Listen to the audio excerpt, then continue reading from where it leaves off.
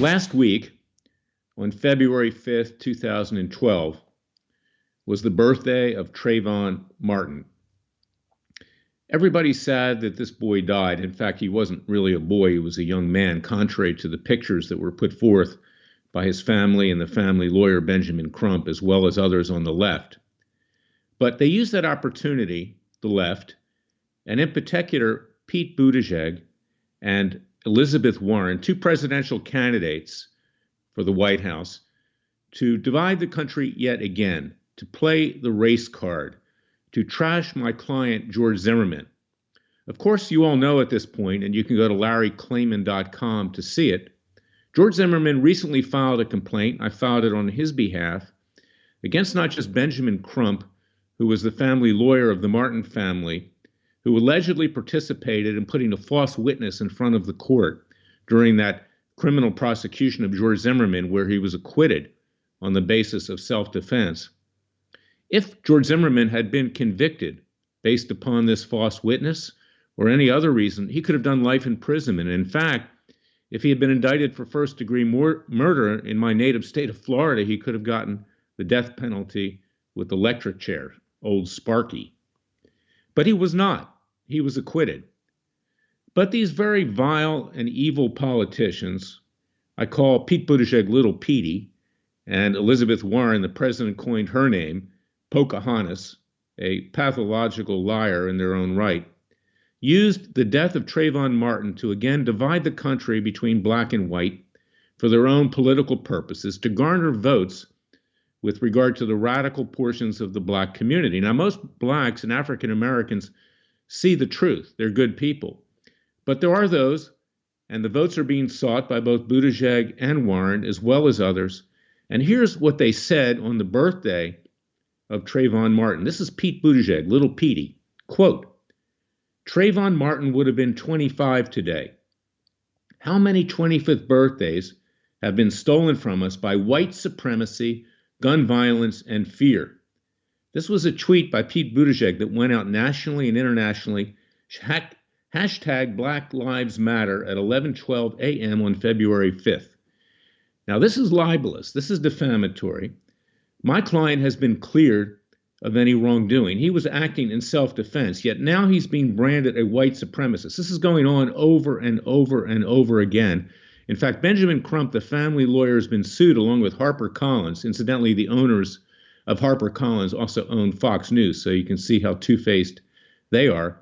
The title to that book, and I'm paraphrasing, is talking about white genocide against colored people. Now, who uses the term colored people anymore? This is inflammatory in and of itself. But Buttigieg's jumping on this bandwagon to get votes, trashing my client, and he's going to pay a price. Within the next few days, he's going to be sued for defamation in the state of Florida. We will not turn the other cheek. We have to end this divisiveness among the races. I represent another number of brave African Americans who stand up for what's right. Unfortunately, white people shy away from it. They're scared of it. But you know what? We're all equal in this country, as Martin Luther King said. And Little Petey is going to be sued because, frankly, he's a cheap, hack politician, a complete fraud. Now, let's talk about Elizabeth Warren, Pocahontas, a pathological liar in her own right, not just about her Indian heritage, her so-called Indian heritage. Here's what she said on February 5th. My heart goes out to Sabrina Fulton. This is the mother of Trayvon Martin, who's running for political office in Miami now, profiting by the death of her son. And Trayvon Martin's family and friends. He should still be with us today. Now, here's the quote that's defamatory. This goes in another tweet. Quote, we need to end gun violence and racism. And we need to build a world where all of our children, especially yours, black boys, can grow up safe and free. Twitter.com. This was sent out, retweeted by a number of people and tweeted by Elizabeth Warren. She, again, is branding my client as a racist, as a white supremacist. Now, if you look at the film, The Trayvon Hoax, by the great conservative filmmaker Joel Gilbert, who uncovered new facts about the fraud that was committed during George Zimmerman's criminal prosecution with regard to the alleged murder of Trayvon Martin, you'll see that this type of thing goes on and on and on. It needs to be stopped. And brave people like George Zimmerman need to come forward. My other clients, Sheriff Joe Arpaio, Chief Justice Roy Moore, Laura Loomer, a host of others, they're standing up for your rights. They're standing up for a free country. They're standing up for the First Amendment, but not the First Amendment that's abused like this, because this is defamatory. So Elizabeth Warren will be sued as well in the next few days, because we need to hold these people accountable. They can't continually destroy people, turn them into radioactive garbage that can no longer go even out in public. George Zimmerman, people have tried to kill him. There was someone that tried to kill him a few years ago, was sentenced to 20 years in prison, shot at him in a car. So this is what we do. This is what Larry Klayman does. And we need to stand up for people who have been destroyed by these hack, disgusting, despicable politicians like Pete Buttigieg and Elizabeth Warren. And we need to fight back. So I want you to go to larryklayman.com and see what we're going to do and see what we've been doing in that regard. We want to unite the races, not divide the races by pitting black against white, by pitting various religions against each other, races, colors, creeds, sexual preferences, whatever. They're being torn asunder by these hack politicians.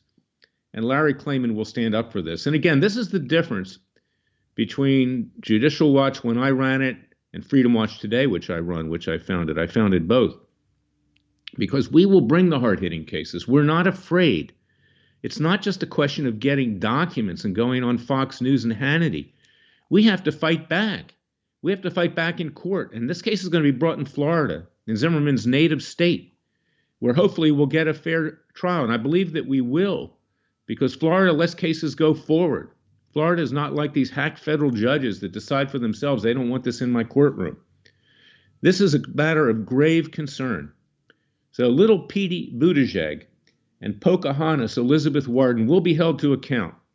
So go to larryklayman.com, and on other matters, because we're bringing similar cases for Freedom Watch, go to freedomwatchusa.org. See our leftist media strike force. See what we're doing with regard to corrupt politicians of all political stripes, no matter what their party.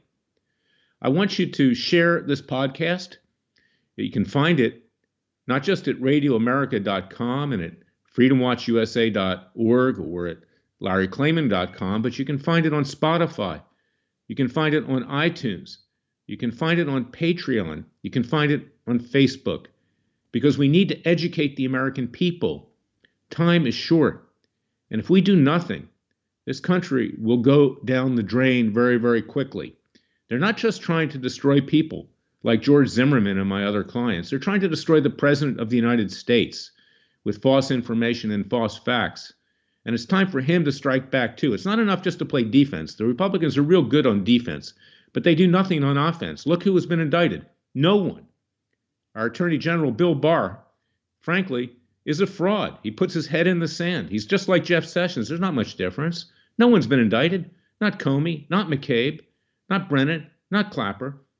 Freedom Watch is going to do that under its citizens' grand juries. We'll try them. We'll fry them. We'll convict them. We'll sentence them peacefully and legally, seeking to mete out those sentences.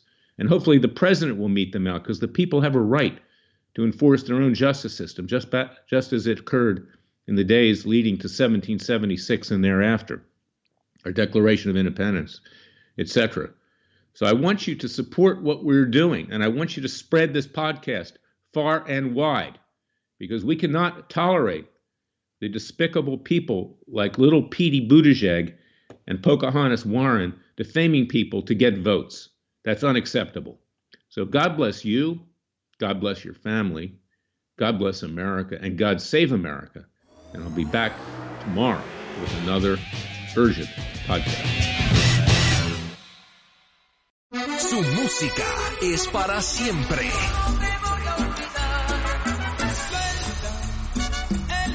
Los Ángeles Azules. Una noche inolvidable. Los Ángeles Azules. Todos somos cumbia. Boletos a la venta en Ticketmaster.com.